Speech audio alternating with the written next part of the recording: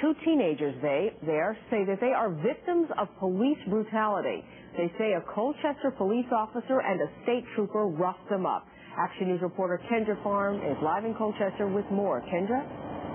Camilla, it all started on May 21st when 19-year-old Stephen Merzen says he witnessed two local Colchester police officers beating a suspect at the McDonald's down the road. He says the incident bothered him so much that 4 days later he filed a complaint here at Troop K.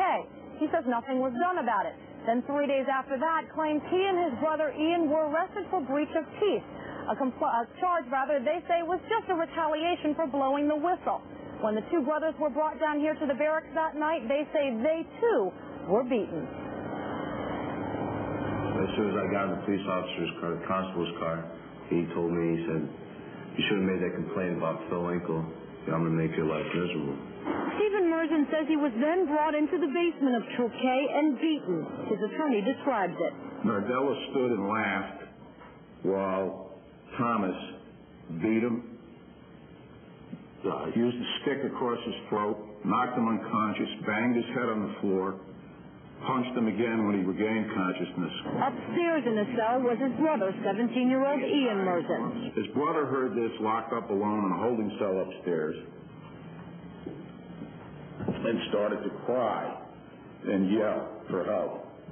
Trooper John Arigno came into his cell, strangled him with his hands, and the pictures clearly depict almost a red yoke around his neck. Soon after, the brothers were allowed to make a phone call. Their father, Richard Merzen, a Hartford police officer, says he then picked them up, and he could see their injuries. I tried to make a complaint at Troop K, and I was put off. I was told to come back at midnight to talk to somebody on the midnight shift. I wasn't allowed to make a statement. Now, the Merzens have filed an intent to sue. They have notified the town as well as state police.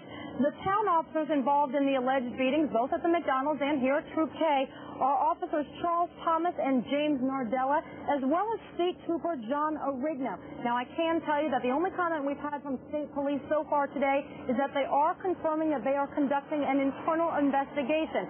The local officers would be disciplined, if there is any disciplinary action, by the local police commission. The chairman of that commission says that he is waiting for the internal investigation by state police before they take any action. I can tell you, Camilla, that all of these officers are still working.